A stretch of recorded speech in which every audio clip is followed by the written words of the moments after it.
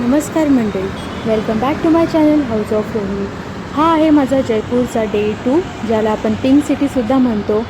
सकाळचा फॉग मी तुम्हाला दाखवते. जेव्हा 8-8:30 वाजले होते तेव्हाचं हे दृश्य, जिथे अजूनही धुकं तसंच होतं, कारण थंडीच इतकी होती. त्याच काळात आय थिंक 4 का 5 तारखेला तिथे पंतप्रधान मोदी येणार होते. त्याची जय्यत तयारी चालू होती. सगळीकडे क्लीन नीट करत होते आणि त्यांचे पोस्टर्स सगळीकडे लावले होते. तर आमचं पहिलं डेस्टिनेशन होतं ते म्हणजे बिर्ला मंदिर. हे जयपूरचं अजून एक अट्रॅक्शन आहे, किंवा तुम्ही बोलू शकता अजून एक छान ठिकाण आहे, ते म्हणजे बिर्ला मंदिर. हे मंदिर पूर्णपणे मार्बलमध्ये बांधण्यात आले आहे. याची सेम प्रतिकृती आपल्या बोरिवलीलासुद्धा आहे. ते मी लिंक तुम्हाला डिस्क्रिप्शनमध्ये देते, तिथेही तुम्ही जाऊ शकतात. आणि याचं जास्त शूटिंग मला करता नाही आलं, कारण इथे जास्त अलाव नव्हतं. त्यानंतर आम्ही आलो अल्बर्ट म्युझियम, जे बिर्ला मंदिरपासून अगदी 15 मिनटं अंतरावरती आहे. बिर्ला मंदिर हे जवाहरलाल नगरमध्ये होते, जयपूरच्या. याच्या बाहेर सुंदर असं गार्डन होतं. आतमध्ये म्युझियम इतकं सुंदर, इतकं भव्य आहे. तुम्ही पाहता होऊन जाल. आणि कितीतरी काय ते ऑब्झर्वेशन, कितीतरी काय तुम्ही पाहणार. तिथल्या प्रत्येक राजाचे, तिथे ज्यांनी राज्य केले होते त्या सगळ्यांची माहिती तिथे वरती अशी वॉलवरती पेंट केलेली होती. ती तुम्ही बघू शकता. आणि याला एंट्री फी आहे, 20-25 रुपये एंट्री फी आहे.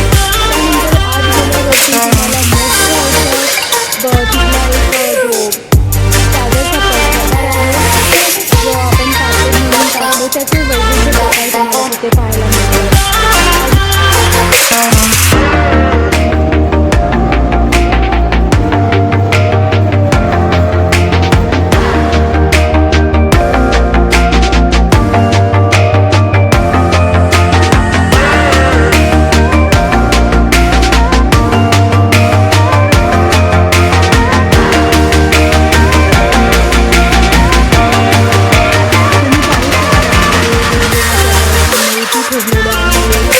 वेगवेगळ्या प्रकारच्या भांडी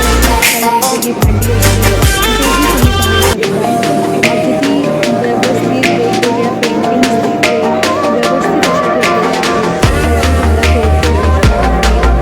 इथे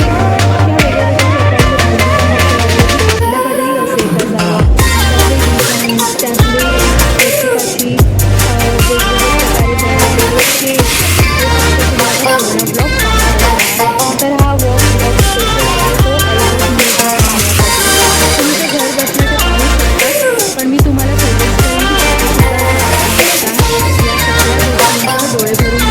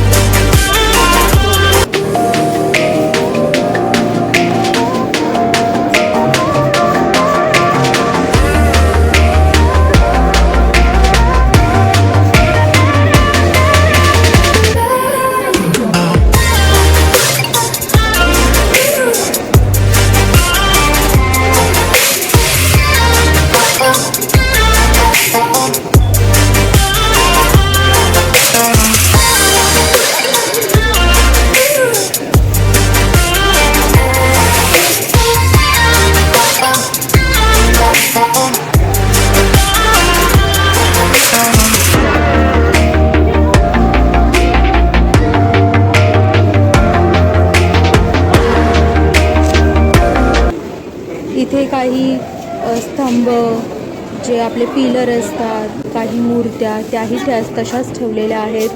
राजांनी वापरलेले तिथले चाकू म्हणा, बंदूक, ढाल, या सगळे शस्त्र त्यांनी तिथे म्युझियममध्ये ठेवलेले होते, जे आपण पाहू शकतो. तिथले वेगवेगळे राजस्थानी पोशाख असतील त्यांचीही उत्तम अशी त्यांनी मांडणी केलेली आहे, तीही आपल्याला पाहायला मिळते. परत त्या काळी जे जे वाद्य वाजवले जायचे त्याचंही एक सुंदर प्रदर्शन तिथे ठेवलेलं आहे.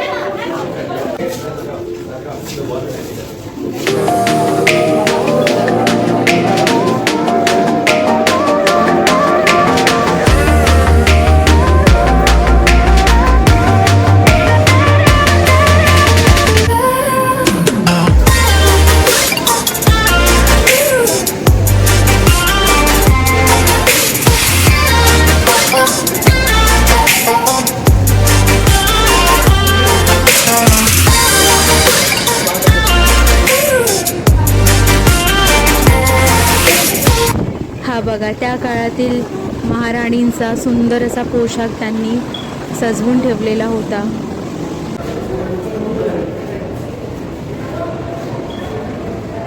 अगदी आदिवासी लोकांचाही तेथे कोणते ते दागिने वापरायचे, कसे कसे शस्त्र वापरायचे तेही त्यांनी तिथे म्युझियममध्ये ठेवलेलं होतं.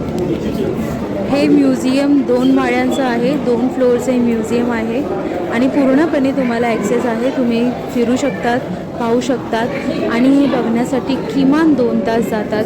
तुम्हाला वाचनाची आवड आहे तर प्रत्येक गोष्ट वाचनातसुद्धा तुम्हाला वेळ लागतो. हे आदिवासी लोकांचे पारंपरिक तिथे ज्वेलरी म्हणा किंवा सगळ्या गोष्टी ठेवलेल्या. तिथे एक मॉमीसुद्धा पाहायला मिळते आणि त्याचं जे काही आतमध्ये ठेवलेलं आहे त्याचं एक डिस्प्ले केलेला होता. हे जसे मी तुम्हाला सांगितले वेगवेगळ्या प्रकारची वाद्य त्या काळी वाजवणारी किंवा आजही त्यांचा उपयोग होतो.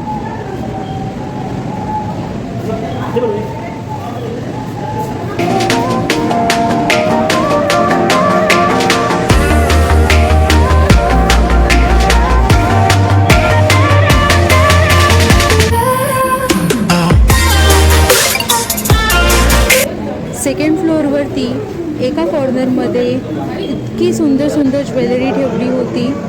इथून तुम्हीसुद्धा अंदाज घेऊ शकता, जर तुम्हाला कुठली आर्टिफिशियल किंवा गोल्ड डायमंड ज्वेलरी बनवायची असेल तर तुम्ही इथून ती ज्वेलरी बनवू शकता. इथल्या डिझाईन्स बघून तुम्ही बनवू शकतात.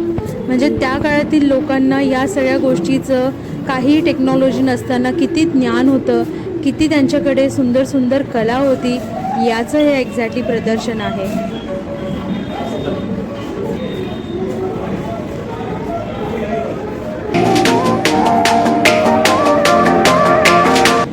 जसे प्रत्येक भागात 12 बलुतेदार असतात. कोणी मच्छी पकडणारा असतो, नावी असतो, केस कापणारा, चप्पल शिवणारा, त्या सगळ्यांचे 12 बलुतेदार इथे ठेवलेले होते, जे प्रत्येक धर्मात रिप्रेझेंट करतात. ते सगळे इथे होते. त्या काळी महाराजांची बसायची चेअर ठेवलेली होती प्रदर्शनासाठी आणि त्याचं मटेरियल आणि अतिउत्तम होतं. लाकूड, फर्निचर तुम्ही पाहतच राहाल. एका कोपऱ्यातून आल्यानंतर आपण चालत येतो तर दुसरीकडे उतरताना तुम्हाला हा कठपुतलीचा खेळ बघायला मिळतो. कठपुतलीचा खेळ दाखवणाऱ्यांना तुम्ही तुमच्या इच्छेनुसार काही भेटसुद्धा देऊ शकतात, पैशांची 10-20 जसं तुम्हाला वाटतं तसं. असा पूर्ण अल्बर्ट हॉल पाहिल्यानंतर आम्ही आलो जयपूरच्या फेमस रावत स्वीट्समध्ये, जिथे आम्ही त्यांचं फेमस असं कचोरी, प्याज कचोरी आणि मिरची वडा ट्राय केला, विच इज व्हेरी अमेझिंग. असा आमचा जयपूरचा डे 2 होता.